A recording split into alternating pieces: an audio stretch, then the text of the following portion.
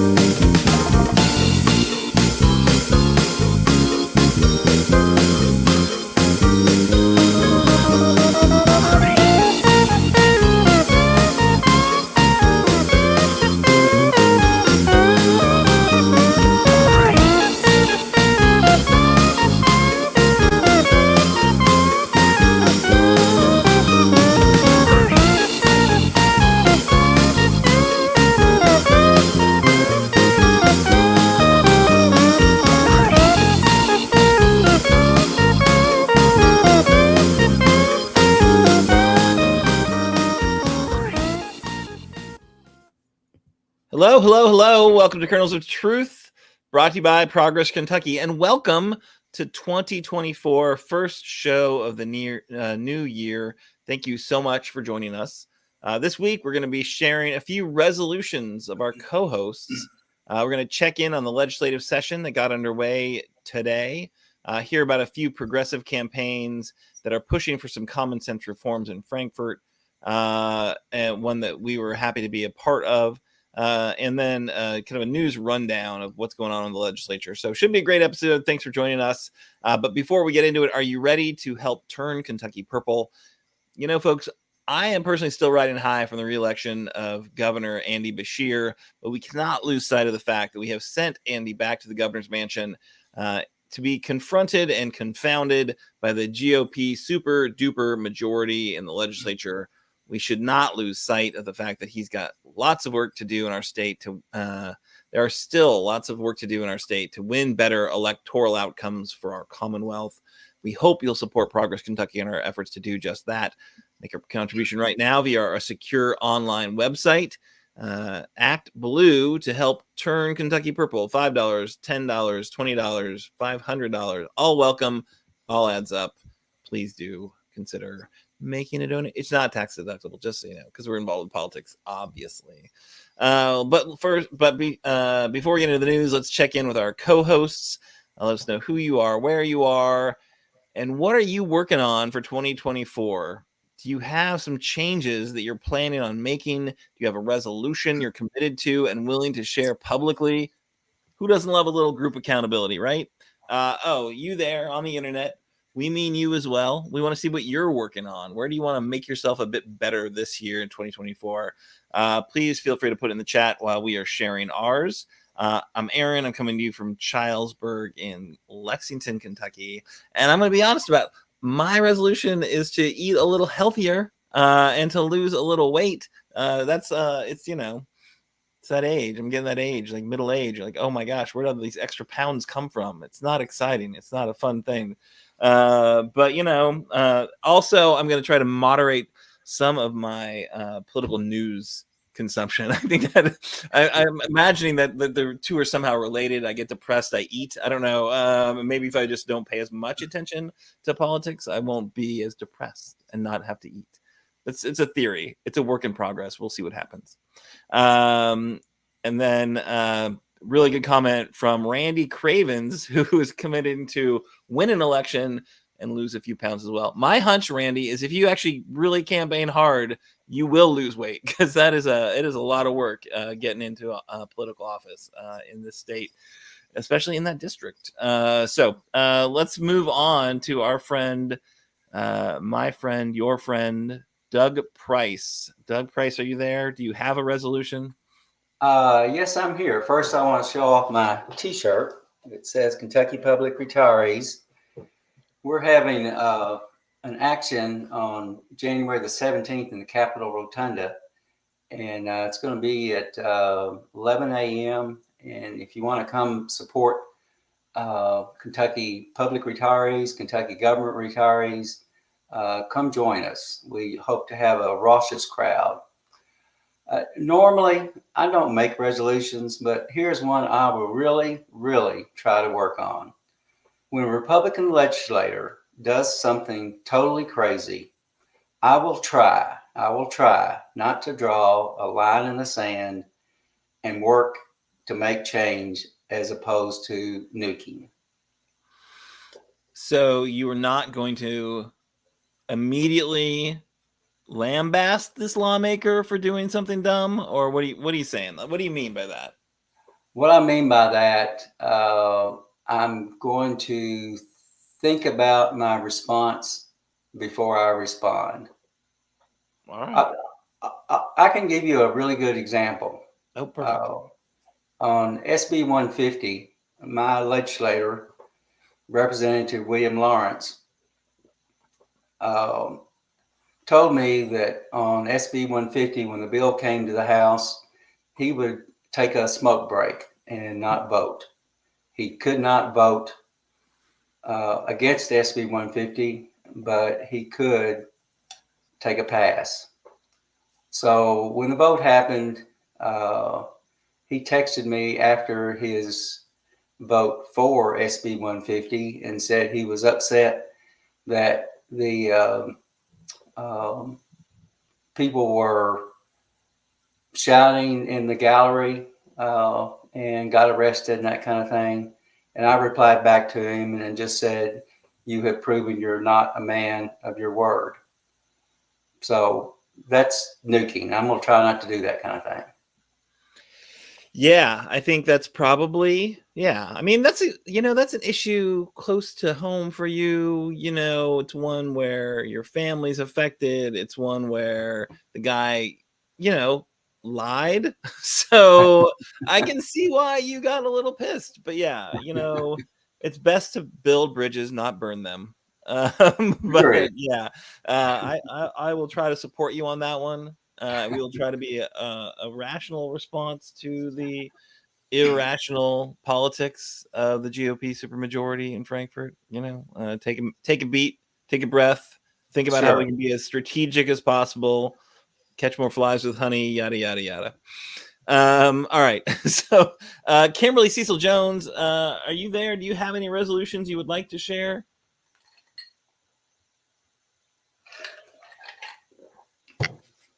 Kimberly. Uh-oh. I'm here. You might be having some. Oh, you are? Great. Can you hear me? Well, let's hear. Now, yes. Hear you and see you.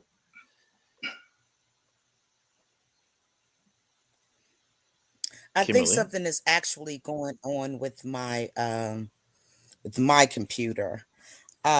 So what is my New Year's resolution? I asked you a little bit ago. I said, what are you talking about? I decided this year that I wasn't really going to do one because I always make myself feel horrible because I usually, forget about it. But I am participating with my church in a 21-day fast. And I will be fasting from anything white, rice, potatoes, pasta, bread, anything like that. I'm going to refrain from 21 days. And I guess the only other thing that I can say for 2024 is that I believe it's going to continue to be exposure season for a lot of these elected officials doing anything, be primaried. I think more is going to come out.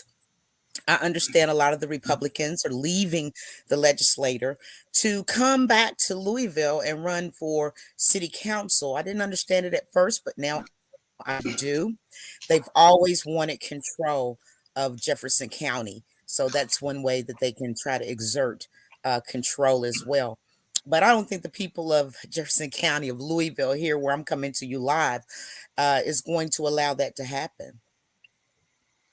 Yeah, I hope not. I don't know what their prospects are, but it doesn't seem like Louisville's getting like less blue, right? I mean, I don't know, but we'll see what their strategy, if their strategy pays off, for sure.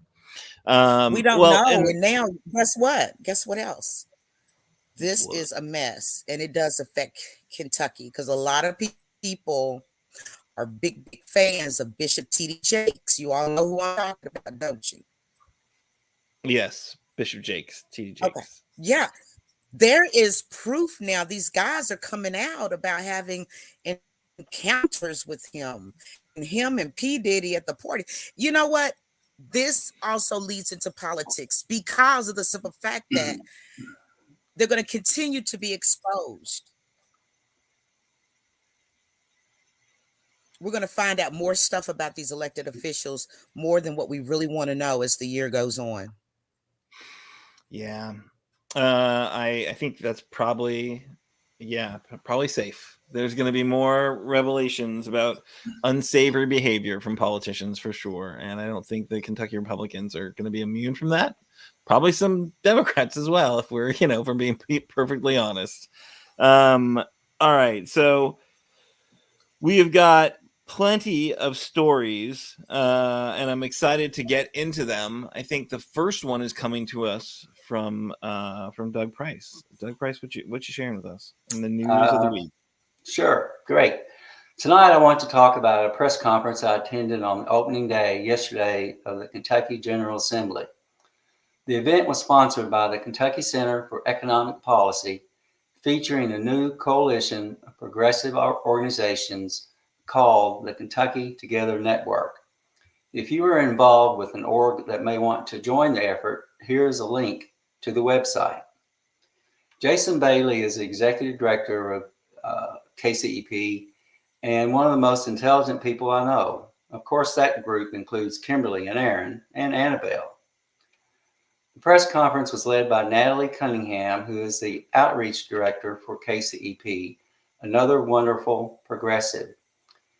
Currently, there are 39 organizations, including Appalachian Citizens Law Center, the Fairness Campaign, Forward Kentucky, the Kentucky Associations of School Superintendents, Transportation Engineers, and School Councils, also including KEA and the Kentucky State AFL-CIO. Take a look at the other members, and if your favorite org is not on the list, then take this up with the leaders of your org. Additional orgs can always join in the effort, and you can contact KCEP to join. There is strength in numbers. That was attributed to Mark Shields, a longtime Democratic political consultant. Here's a description of what the coalition is working to get done. Kentuckians believe in taking care of each other, no matter our skin color, our income, or which county we call home. But for years, lawmakers in Frankfort have passed stingy budgets that prioritize tax cuts for the wealthy and corporations instead. We can change that by demanding that our representatives deliver for us. And right now they have the money to do that, with nearly $4 billion piled up in the state's so-called rainy day fund, and another $1.2 billion headed there this year. Lawmakers can easily afford a budget in the 2024 legislative session that meets more of Kentuckians' pressing needs. We should strive for a Kentucky where every child has access to a great public school. Our neighbors have a safe place to call home. And every Kentuckian of every race in every part of the state has the freedom to live with dignity. The only reason to continue sitting on the billions of dollars available right now is to pursue the destructive goal of eliminating the income tax, which would starve the budget and benefit the wealthy. This year, our lawmakers must prioritize delivering for our communities, not hoarding resources to fund more tax cuts to the powerful few. I was there on behalf of Progress Kentucky, but had the opportunity to make a plug for a one-time pension check for state government retirees who have not had a cost of living adjustment for over 11 years. But this paled in light of what I've heard from other organizations, including a gentle man who is from Letcher County and lost his home and possessions in the July 2022 flooding that devastated the area, resulting in 45 deaths in eastern Kentucky. He mentioned seeing bodies floating down the swollen floodwaters. He talked about the fact that he is not back in his home that was built by his grandfather over 18 months, and people seem to have a new normal that is unfathomable. What better way to use the rainy day funds than to provide for additional flood relief? We heard from Tana Fogel, a member of one of the Kentucky Together network of partners, Kentuckians for the Commonwealth. Tana also represents District 1 of the Lexington-Fayette County Urban Council. She is a force to be reckoned with. She talked about the housing crisis in Lexington-Fayette County. There are hundreds of homeless children.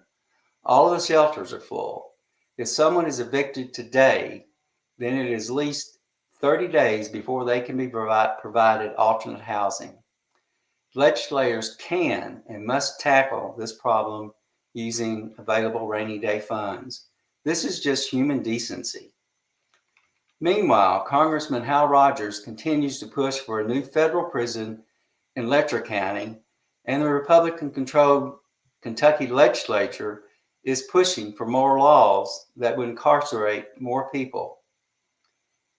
We heard from Lane Baldwin with the Kentucky Conservation Committee, a frequent visitor on PK, talking about the needs in the area of conservation.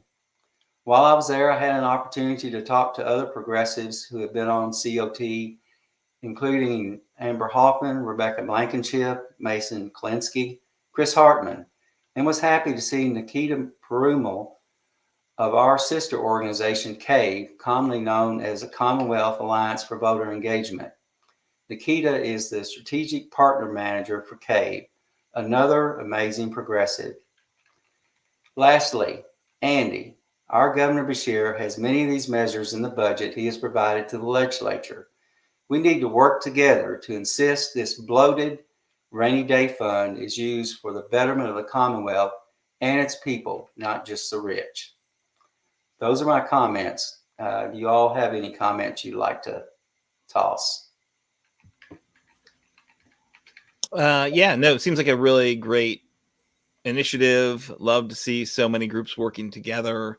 Obviously the needs are great in our Commonwealth. I think, it'll frame up what the Republicans choose to do. Give them a clear choice, right? Are you going to spend some of this rainy day funds, or are you going to just turn, put cutting taxes as the only thing that your party seems to really care about, besides getting tougher on crime, locking more people up, and keeping women from getting access to reproductive health care, right? So it'll be interesting to watch it play out. I'm sure that they will, the Republicans will not do this, but I think we will. I'd be happy to be surprised and see some, compassionate leadership, but I will not hold my breath.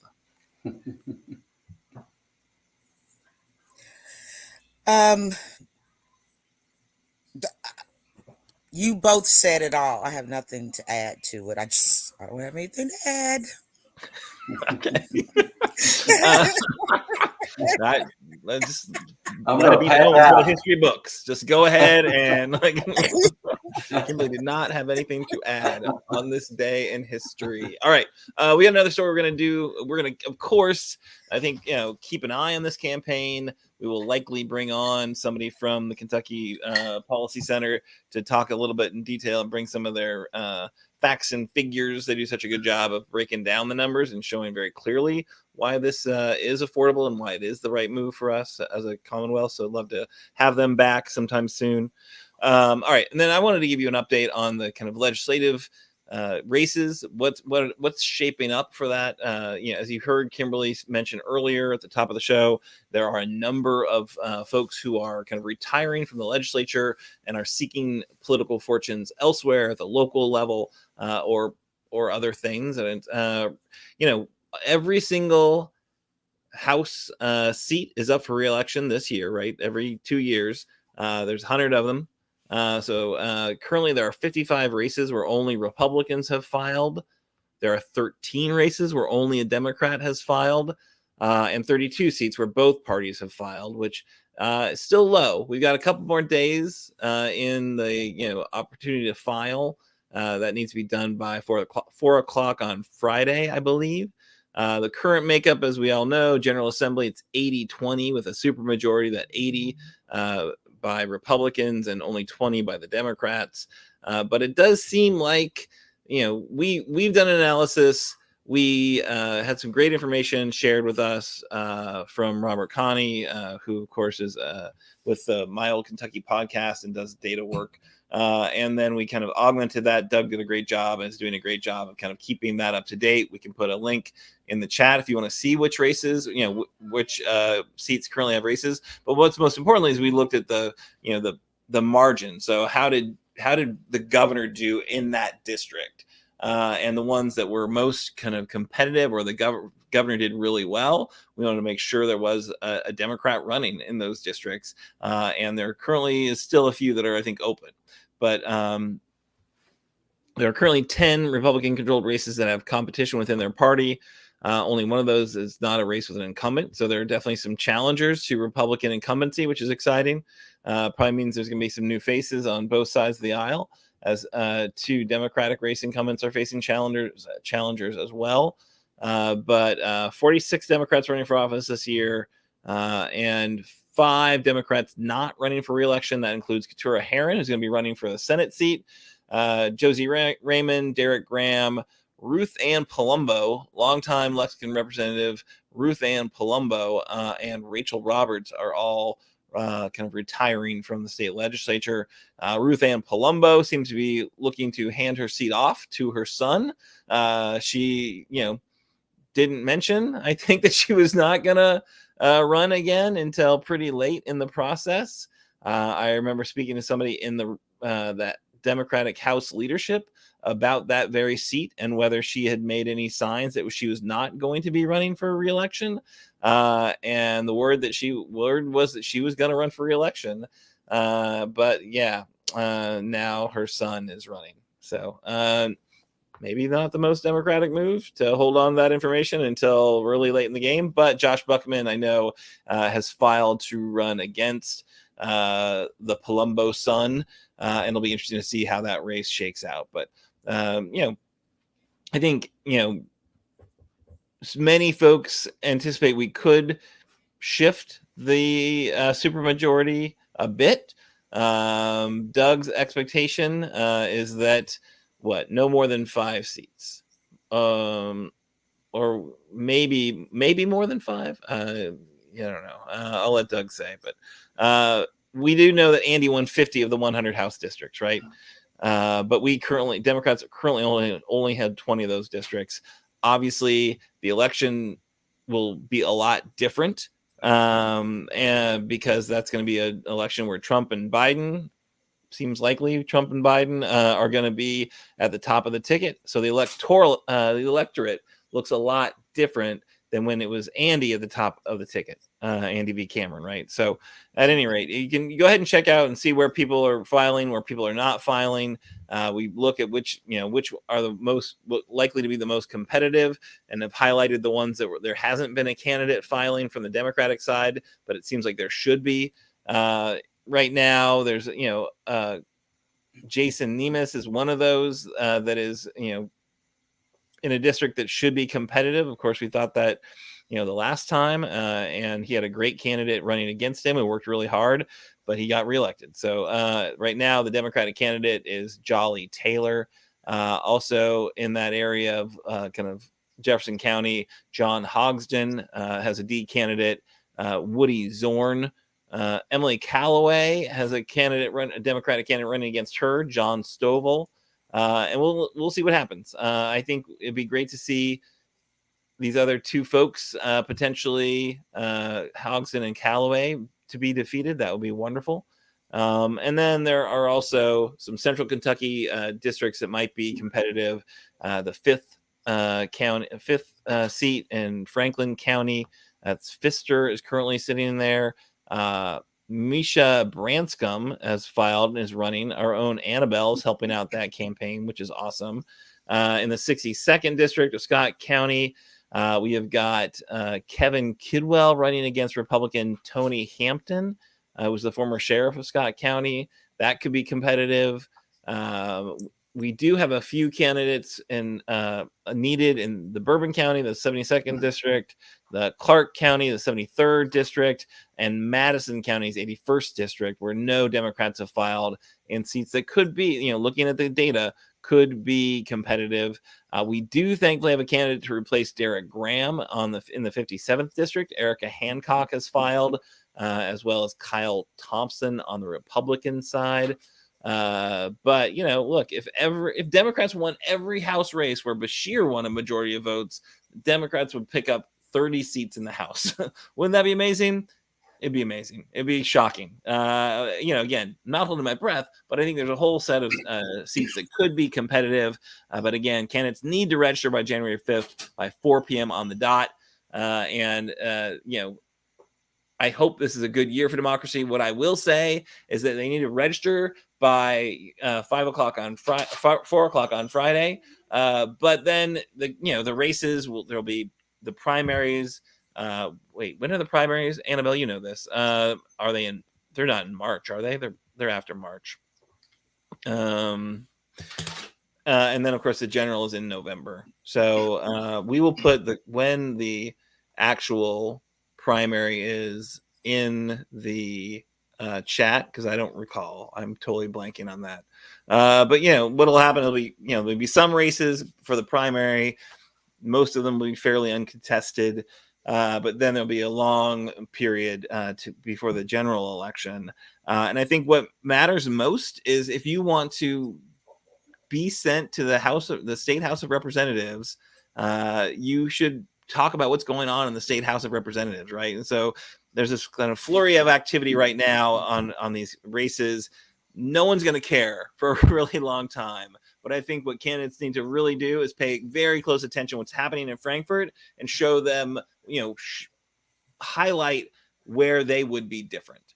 I think it's pretty clear we're going to have a more, thank you, May 21st is the primary, not March, May 21st. So, what'll happen is that, the legislature will be well wrapped up by that primary, but you need to tell this as a candidate, you need to tell a story of why what the Republican supermajority in Frankfort is doing is not what you would be doing. And I think there's, obviously the Kentucky Together campaign is going to showcase a lot of things that they would like to see done, that progressives would like to see done in Frankfort, that, probably are not going to happen. I think our friends with the ACLU and Planned Parenthood are going to talk a lot about what needs to happen for reproductive health care rights in Kentucky. My best guess is that the legislature is not going to do anything to support better access to reproductive health care in Kentucky, right? And that's something that the voters have shown very clearly they want. So there's an opportunity to provide a distinction and provide a contrast to what you would do as a legislature if you got to the legislature, what you would fight for, and what the supermajority of Republicans are going to be doing, and what we can anticipate them doing, right? And there's other issues too, like school choice, labor issues, like all sorts of things where the Republicans are not going to do what I think is, in fact, the most popular kind of issues-based efforts politically. And so there's there'll be a lot of opportunities to kind of compare yourself as a candidate to what is going on in Frankfort and what we've just seen happen in Frankfort, right? So that's, again, me projecting what's going to happen between now and the end of the 60-day session. But yeah, that's my recommendation is like go out, register, run, but pay very close attention to what's going on in Frankfort and make clear distinctions between what you would do as an elected official and what they're doing right now in Frankfort. Because I think mostly if we draw more attention to it, people are going to be disappointed with the quote unquote leadership that they're showing in Frankfort. But that's just me. I don't know. Doug or Kimberly, any thoughts about these races and about these candidates and about our kind of general concept of elections coming up in November, but first, of course, in May 21st for that primary? I should let Kimberly go first, but I'm going to jump in. I've got several things on my mind. I think back to when Progress Kentucky was formed. We wanted to become the next Georgia, but we knew that we couldn't go from being deep red to blue overnight. We knew that this was going to be a fight. We knew that it was going to take time. So our goal is to turn Kentucky purple. I would love to see 30 races won by they pick up 30 spots. I don't see that happening. I think 5 would be really nice, and anything over that is going to be great. But we realize that this is going to be a multi-election process for us to, I don't know, get a new normal. And I want to say something. I don't think Aaron mentioned. He was talking about those who are running to watch the legislature, and I think that's a great idea. Something I want to add into that is the legislature is going to steamroll new actions on trying to get charter schools done. They will come out with a constitutional amendment that will allow, if it's passed, will allow charter schools to have public funding. Church schools will be allowed to have public funding. And in my mind, if I were a Democrat running, which I will never do because my wife would shoot me, but if I were running, I think that's an issue that most Kentuckians on both sides of the aisle think that common schools are public schools, and they want public school funding to go to public schools. So I think I might hang my hat on that. That's my thoughts. Yeah, I think that totally makes a lot of sense. Kimberly, how about you? I think it's important that we have qualified candidates to run in every single election for May. I know that there was an opening right here in Jefferson County for the 42nd district that used to belong to Keturah Herron, which it still does, but she's running for senator at this point, state senator. So somebody needs to come and gobble up and be our actual Democratic candidate, and they have until Friday at 4 p.m. So somebody better do it. I don't live in the 42nd, but somebody needs to get up there and do something. Plus, I'm seeing more and more people. It used to be protocol when you were going to run, you never ran against an incumbent that was doing their job. It was almost political suicide um, for someone doing that. But now I see where people are jumping into races. We have a city council race here, District 4, and we have about 7 to 8 people running on the Democratic slate to hopefully be the primary candidate to move on to the general.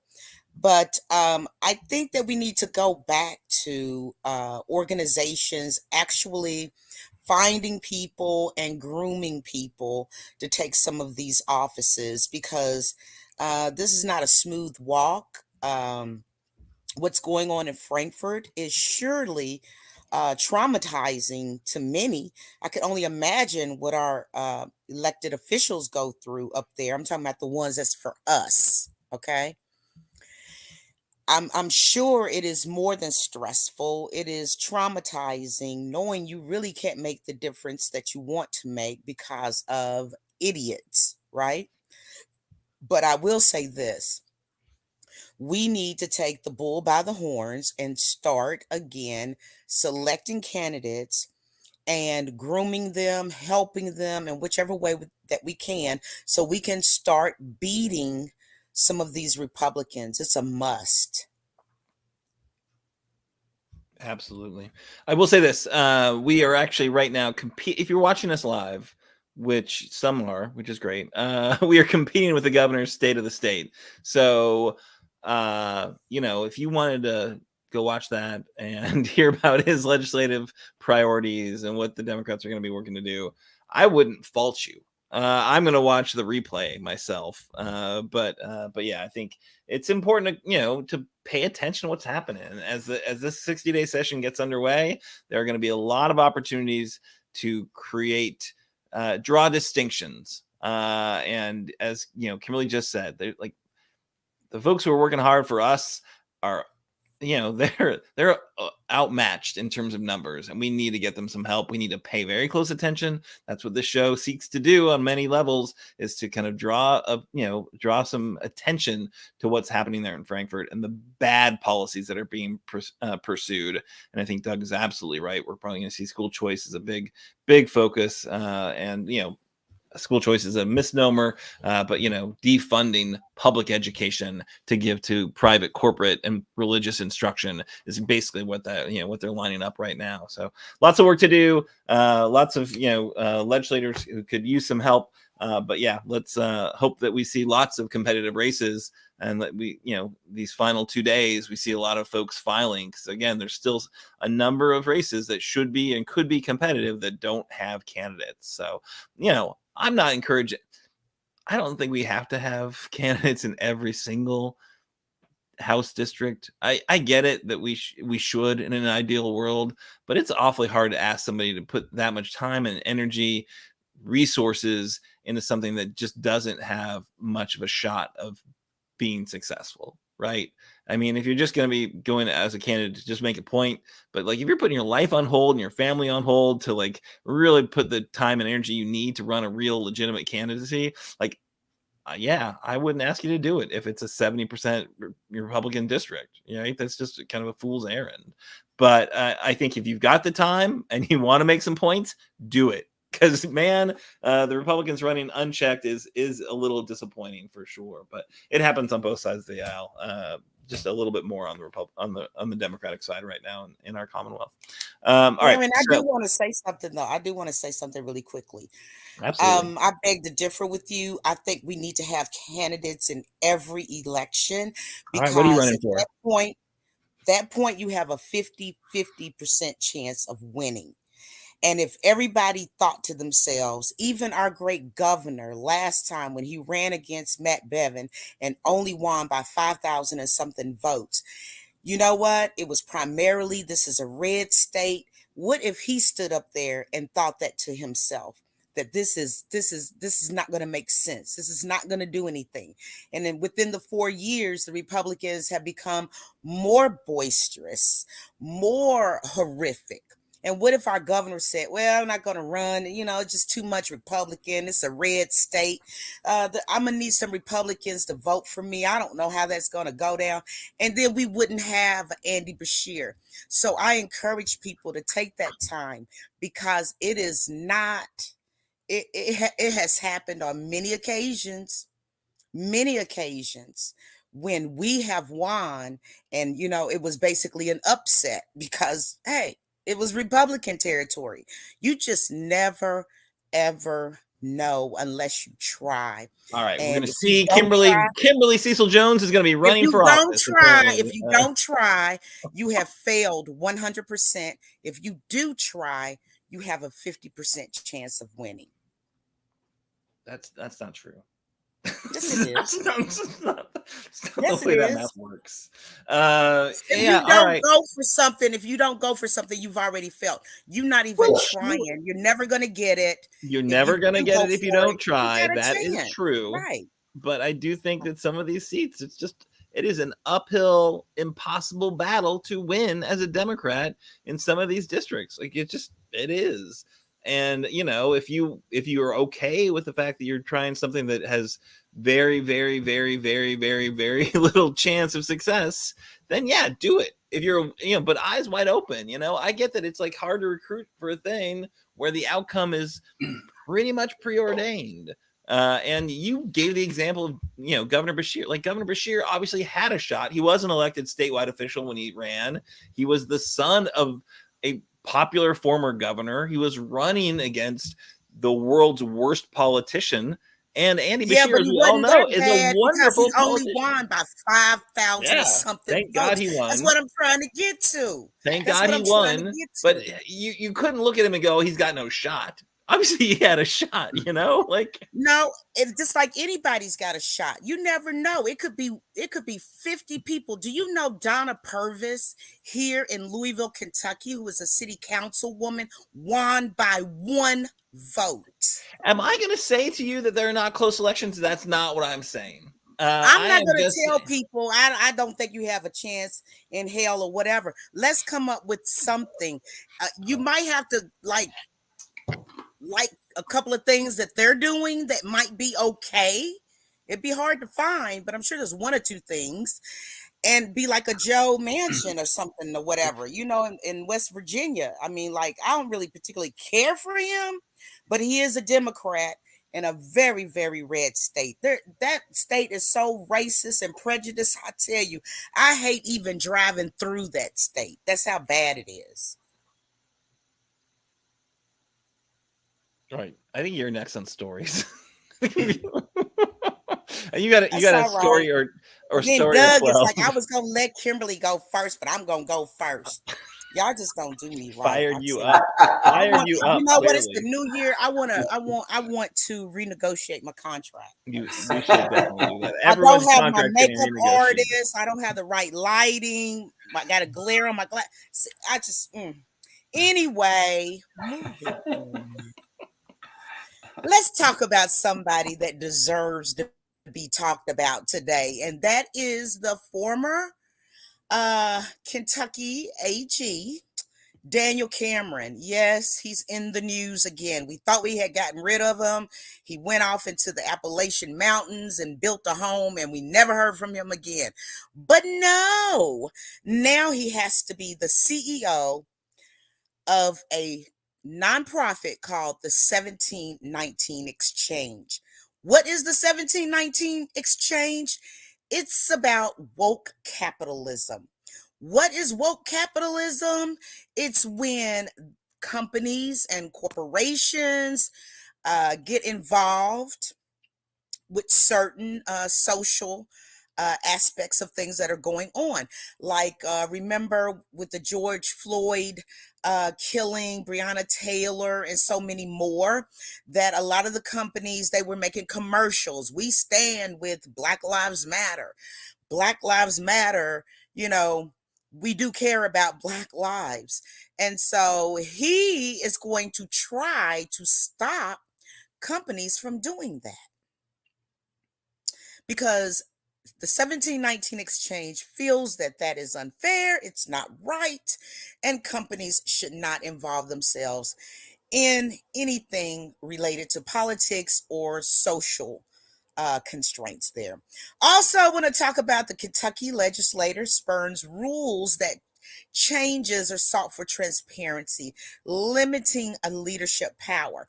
So there was a bipartisan effort to change the procedural rules of the Kentucky General Assembly.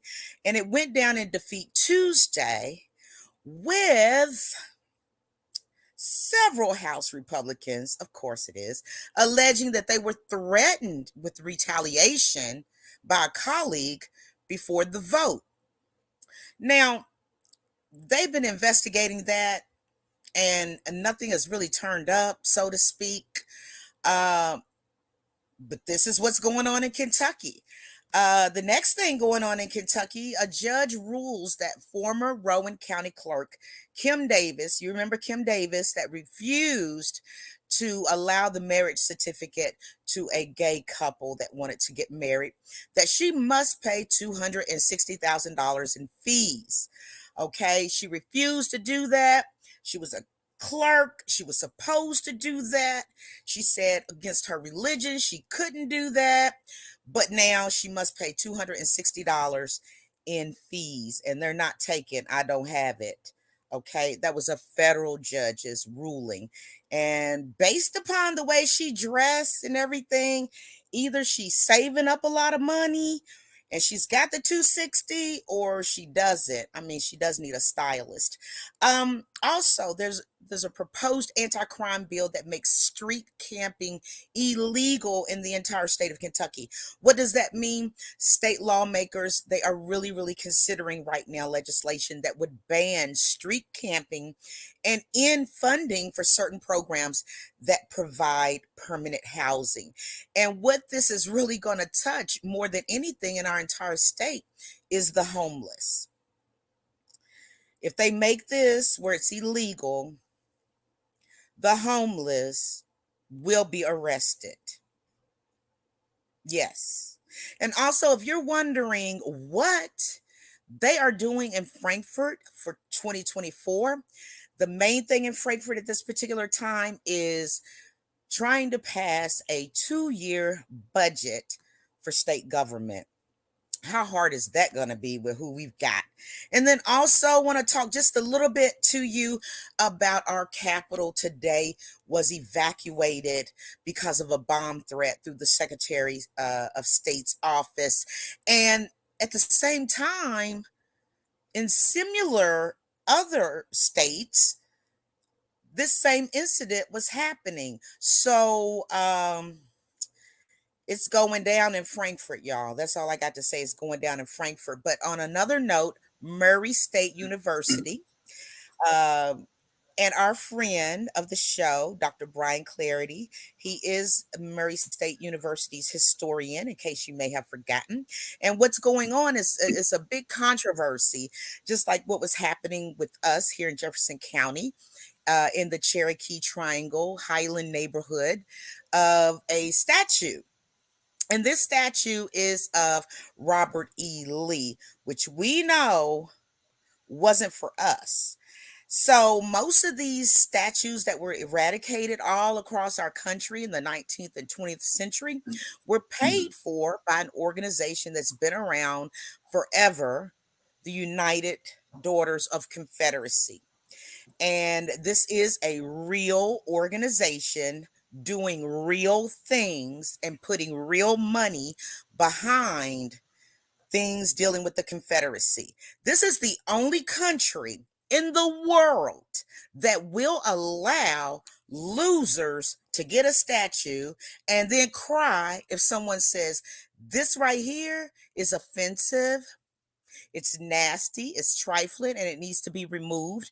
And they're acting crazy about it. But these Confederate soldiers that you see everywhere, they were losers. They lost the war. Aaron, do you know anywhere else other than the United States that they have statues up of losers? I'm not really comfortable answering that question because I am not a kind of world history buff. But yeah, it does seem weird that we put a lot of statues up of a lot of losers, especially when those losers had kind of one cause, which was the enslavement of a significant portion of our population. Exactly. I was told one time by someone that I thought was a friend of mine. She was an older Caucasian woman, and we used to be friends. And then when everything was going on about all of these statues in different places in the country, and people were protesting and wanted these statues to come down, she said to me, she said, well, people don't like looking at it, then they just don't look at it. What? What is you saying? So, I hate it when people do that and they seem to make someone else's pain or being uncomfortable into this. Well, just don't look at it. You don't like it, don't look at it. Like, we got statues all over the place of losers. I thought only winners got, there's a place for it. Have a Confederate museum or something. And put it in there and let people go through the museum and learn about the Confederacy and what they actually represented. And the United Daughters of the Confederacy, those women, let me tell you, I wouldn't want to join that. Probably the right call. I want to jump in and I don't want to talk about statues. I guess though maybe we could talk about maybe erecting one for Daniel Cameron. But let me give you a little bit Wait, of whoa, whoa, whoa, information. whoa, whoa, whoa! You said they're thinking about doing one for Daniel No, Cameron. no, I did not say Just that. losers, putting statues up for losers. You're Why talking not? losers, Yeah. Okay. Anyway, I want to talk a little bit about this organization that Daniel Cameron is now president of, the 1792 Exchange. When it was formed, it formed as 1792 Exchange, and the filings indicated the business was doing business as Constitutional Congress Incorporated. It is registered with the IRS as a 501c3, so they don't have to, they're not required by law to provide any information on donors. From 2013 to 2020, the documents they filed on the IRS indicated that they had income of $50,000 or less. In 2021, they had income of $250,000 or so. And the most recent one they filed for the year of 2022, their income was $2,295,000. I think it'd be interesting to see, where those funds came from. And so it sounds like Daniel is going to be well paid if they have that kind of money. And they're fighting against wokeism.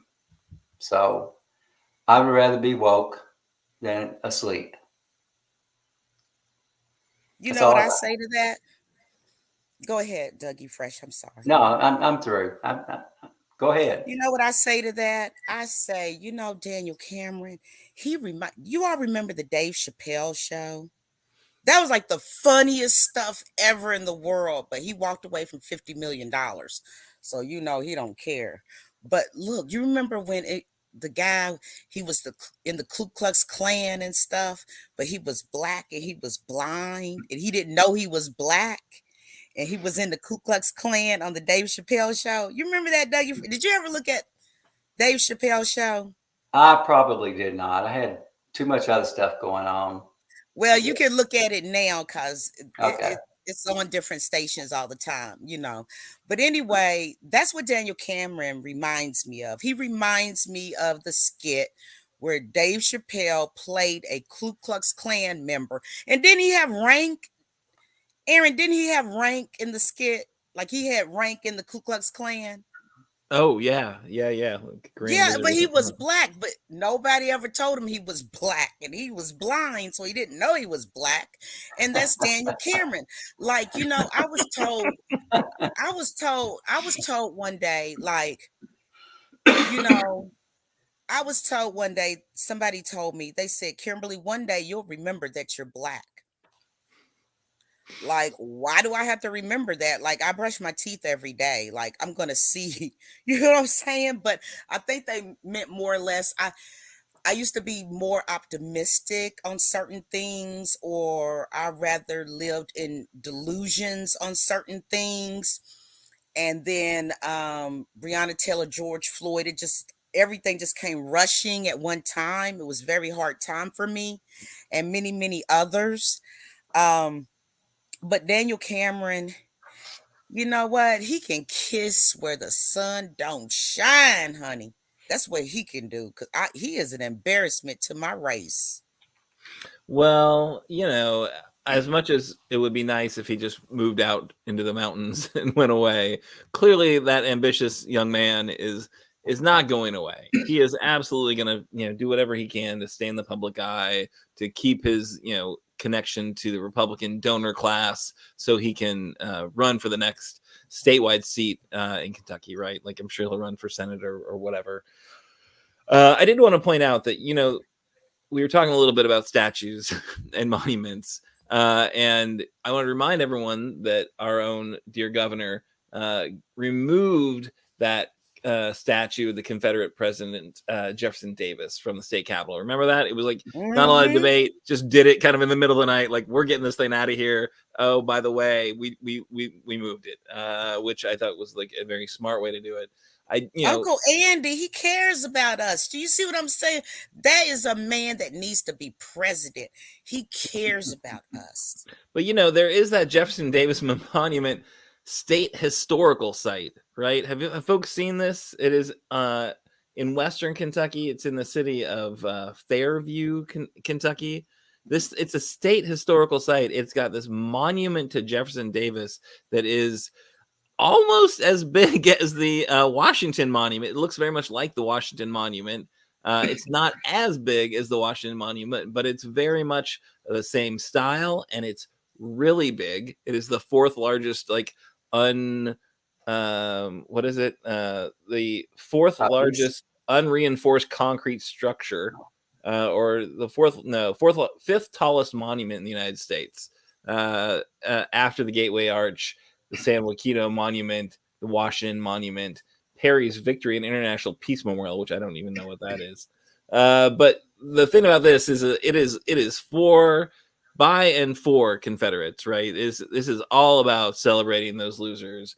In fact, when it was finished in construction in 1924, the first thing they did is the KKK burnt a cross on the top of it to memorialize the fact that they were finished with that thing, right? Jesus. So is that going towards West Kentucky? Oh yeah, it's far west. It's like, Okay, let me tell you something. Probably a lot of us don't know anything about that because we're not going to be driving through those little areas where I got color on our skin. And if you are too tanned, you need to watch yourself as well.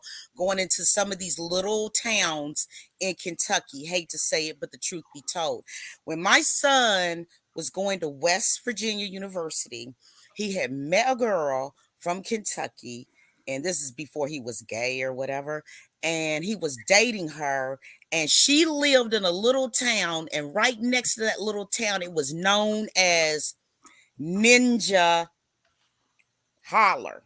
Y'all get me? Yeah, that's the official name of it, right here in our state of Kentucky. Yeah, bad news. They can keep that monument there. Why don't all of them that love the Confederacy so much, they can go to that little town, build that up, and keep their little butts there. And the United Daughters of the Confederacy. All right. Well, I just want to make sure everyone knew that that historical landmark does exist in Western Kentucky, and you can go check it out. But thanks to Andy, we do not have the statue of that Confederate president in our capital, which is pretty awesome. All right. So I think we have a few things we're going to do. We've gone long. We don't even have a guest. Somehow we burn an entire hour. So I wanted to just move on to the call to action. And then Kimberly, you can close us out. Does that sound good? Mm-hmm. All right. So I hope if you haven't seen this, we've emailed it out to our list. We put it out on Facebook. But if you aren't doing anything Friday evening, you should join us in Versailles. We are holding our annual member meeting. We are launching our legislative accountability project. Come out to Spark Community Cafe at 6 p.m. We're going to provide some snacks. Annabel is going to make sure we got some snacks.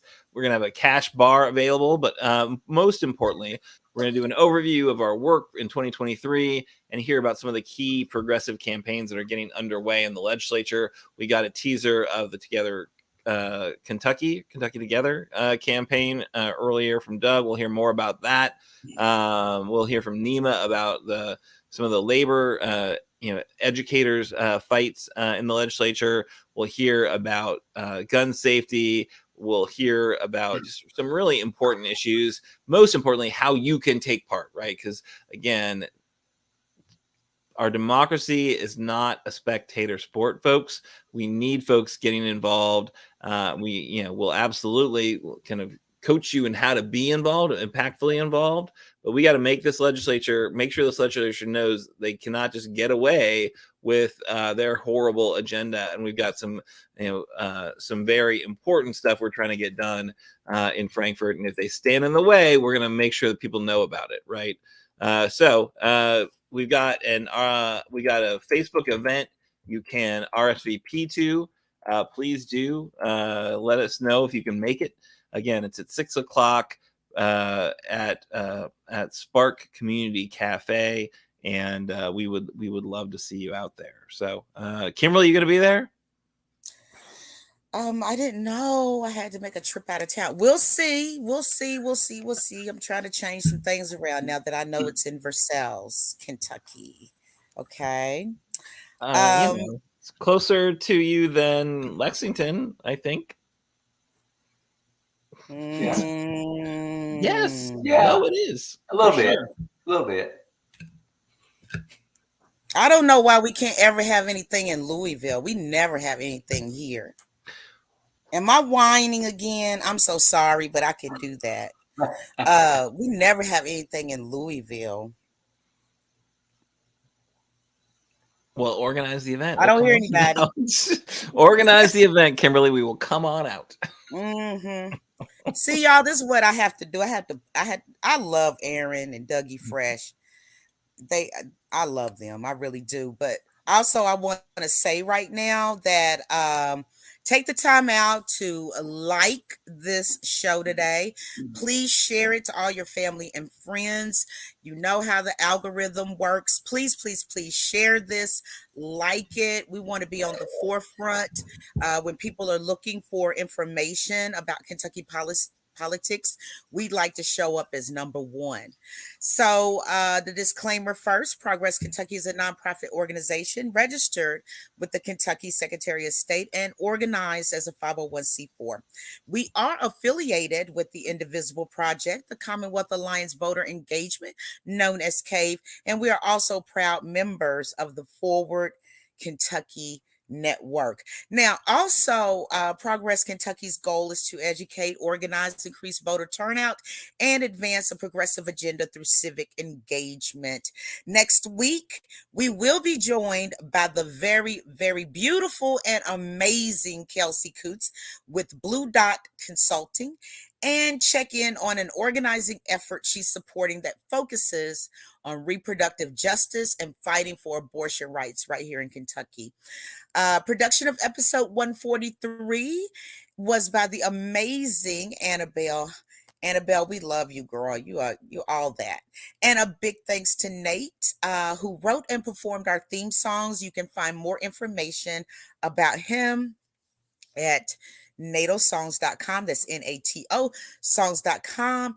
And if you miss our weekly live stream right here on Facebook or YouTube, we will be on most audio podcast platforms, and our show notes are also available on Apple, Google, Spotify, just about anywhere you're looking at your podcast. And when you do, please give us a 5-star review. It really, really helps us and kind of pulls us up some when people are doing their searching. And also the logo and some graphic content was provided by Couchfire Media. More information can be found at couchfiremedia.com. And you know it's hump day. You know the deal. Do something nice for somebody. And we'll see you next week, same time, same bat channel, 7 p.m. next Wednesday. And have a good rest of the week.